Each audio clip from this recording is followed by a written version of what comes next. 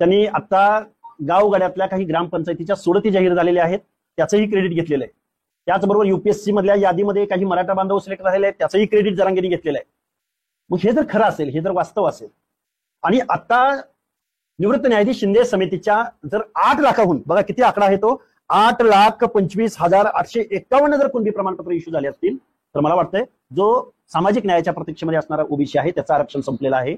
आणि जरांगेंचं आंदोलन दुर्दैवानं यशस्वी झाले असंच म्हणावं लागेल. जर एवढे सर्टिफिकेट दिले गेले असतील तर. मी माझ्या सांगोल्यामधून बोलतोय, मी माझ्या सोलापूर जिल्ह्यामधून बोलतोय. सोलापूर जिल्ह्यामधल्या कितीतरी आमदार, खासदार, मंत्रीपद, वेगवेगळ्या मोठ्या पदावर असणाऱ्या माणसांच्या घरामध्ये सुद्धा कुणब्यांची सर्टिफिकेट इश्यू झालेली आहे. जय शिवराय मित्रांनो, ज्या माणसानं मराठा समाजाच्या आरक्षणाला विरोध केला, मराठ्यांना कुणबीमधून आरक्षण मिळू नये म्हणून उपोषण केली, आता ती कशी केली, वडापाव खाऊन केली, पुलाखाली केली, कुठं केली, त्यापेक्षा त्यानं विरोध केला हे महत्वाचं आहे. आणि तो विरोध करून त्याच माणसानं आज हे मनोज जरांगे पाटील यांचंच यश आहे हे सुद्धा सांगितलेलं आहे मित्रांनो. आणि त्याचबद्दल आपण बोलणार आहोत. पण एक महत्वाचा मुद्दा लक्षात घ्या की विदर्भातील मराठ्यांना जसं पूर्वीपासून कुणबीचं आरक्षण मिळत होतं, असं जर इतरत्र म्हणजे मराठवाडा असेल, पश्चिम महाराष्ट्र असेल, उत्तर महाराष्ट्र असेल, अशा सर्वच मराठ्यांना जर पहिल्यापासून जसं विदर्भातल्या मराठ्यांना आरक्षण मिळतंय तसं जर मिळालं असतं तर एक लक्षात घ्या, कितीतरी मुलं हे मराठा समाजाची कुणबीच्या नोंदीच्या माध्यमातून म्हणजे ओबीसी आरक्षणातून नोकरीला लागली असती, उच्च शिक्षित झाली असती. आणि बरीचशी अशी मुलं आहेत की ज्यांची परिस्थिती गरिबीची आहे, मात्र फक्त ते ओपन संवर्गात येतात म्हणजे सर्वसाधारण गटात येतात म्हणून ते फी भरू शकत नाहीत आणि पुढचं उच्च शिक्षण घेऊ शकत नाहीत. आणि त्यामुळं असे बऱ्याचशा तरुणांचं नुकसान झालेलं आहे आणि ते नुकसान भरून न निघणार आहे. मात्र जसं विदर्भासारखं अगोदरच इकडं आरक्षण मिळालं असतं, या कुणबीच्या नोंदी शोधण्याचं काम झालं असतं, तर मराठा समाजातील कितीतरी तरुण हे पुढे गेले असते. हा महत्वाचा मुद्दा आहे. मात्र हे आरक्षण मिळवण्यासाठी फक्त मनोज जरांगे पाटील यांचंच यश आहे. म्हणजे एक मुद्दा लक्षात घ्या की ज्यावेळेस जो माणूस या आरक्षणाला विरोध करतो तोच जर म्हणत असेल की हे मनोज जरांगे पाटील यांचं यश आहे, म्हणजे 100% लक्षात घ्या प्रत्येकानं की हे मनोज जरांगे पाटील यांचंच यश आहे. कारण आतापर्यंत जे मराठा समाजाच्या आरक्षणासाठी जे काही मोर्चे निघाले, 2017ला मोठमोठे असे मराठा समाजाला आरक्षण मिळावं म्हणून मोर्चे निघाले, मात्र त्यामध्ये फक्त मुद्दा होता की मराठा समाजाला आरक्षण मिळावं. आणि मग आरक्षण दिलं 50%च्या वरचं, मात्र ते कोर्टात टिकलं नाही. आणि हेच लक्षात आलं मनोज जरांगे पाटील यांच्या की मराठवाड्यात असो किंवा इतरत्र महाराष्ट्रात असो, या कुणबीच्या नोंदीच्या आधारे मराठा समाज हा ओबीसी मध्ये जाऊ शकतो. कारण मराठा समाजाच्या कुणबीच्या नोंदी आहेत. आणि तेच शोधण्यासाठी मनोज जरांगे पाटील यांनी 29 ऑगस्ट रोजी आंतरवाली सराटी इथे जे उपोषण चालू केलं, त्याच उपोषणाचं हे यश आहे. फक्त त्या माणसानं तळमळीनं हा प्रश्न मांडला, कोणत्याही प्रकारची माघार घेतली नाही, कोणतंही लाच लुचपत किंवा कोणाच्या आमिषाला बळी पडले नाहीत, इमानदारीनं मराठा समाजाचं काम केलं. म्हणून हे आज ओबीसीच्या आरक्षणातून ज्या 8 लाख कुणबी नोंदीचे प्रमाणपत्र निघालेले आहेत, हे फक्त मनोज जरांगे पाटलांचंच यश आहे.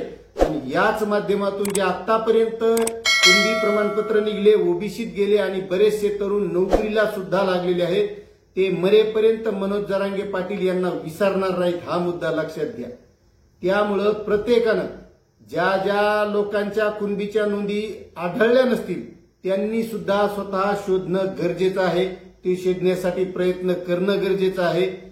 कारण ज्या लक्ष्मण हाकेंनी मनोज जरांगे पाटील यांचं आंतरवाली सराटीला उपोषण चालू असताना वडीगोद्री इथं प्रतिउपोषण चालू केलं, या प्रतिउपोषणात वडापावची खूप चर्चा झाली.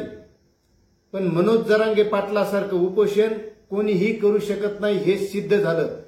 कारण मनोज जरांगे पाटील यांचं इमानदारीचं उपोषण आणि खरं उपोषण होतं. म्हणून मुख्यमंत्री सुद्धा स्वतः तिथं आले उपोषण सोडवण्यासाठी. नाहीतर मुख्यमंत्री उगाच रिकामे नसतात कुठेही जायला. पण त्यांच्या म्हणजे सगळ्यांच्याच लक्षात आलं की मनोज जरांगे पाटील यांचा जो समाजाविषयी लढा चालू आहे आणि तो इमानदारीपूर्वक आहे, खरा आहे आणि एकदम सत्य आहे. त्यामुळेच मुख्यमंत्री सुद्धा तिथं उपोषण सोडवायला आले आणि याच हाकेंनी 2 वेळेस उपोषण केलं. हे हाके फक्त जिथं कुठं जातीवादाचा प्रश्न येतो तिथंच दिसतात, बाकी कुठंही दिसत नाही. ते लक्षात घ्या, हा सुद्धा महत्वाचा मुद्दा आहे. आता शेतकऱ्यांना सरकारने कर्जमाफी दिली नाही, मग ओबीसी मध्ये काही शेतकरी नव्हते का? मग तिथं हे लक्ष्मण हाके का बोलले नाही बरं की शेतकऱ्यांना कर्जमाफी मिळायला पाहिजे? मग ओबीसी मधल्या शेतकऱ्याचाही फायदा झाला असता का नाही? पण हे लक्ष्मण हाके फक्त जिथं जातीचा मुद्दा उपस्थित करता येतो तिथंच बोलतात. आणि आज तर त्यांनी मान्य केलेलं आहे की जे मराठा समाजाला 8 लाख कुणबी नोंदीचे प्रमाणपत्र मिळालेले आहेत हे 100% मनोज जरांगे पाटलांचं यश आहे. आणि आता त्याच्यात बी ते पुढे जाऊन बोलत आहेत की आता ओबीसीचं आरक्षण संपलं, एवढे मोठे प्रमाणपत्र वाटप झाले, आता ओबीसीचं आरक्षण संपणार. असं कधी होत नाही मित्रांनो. ओबीसीचं आरक्षण संपणार नाही, कारण सरकारला संपूही द्यायचं नाही.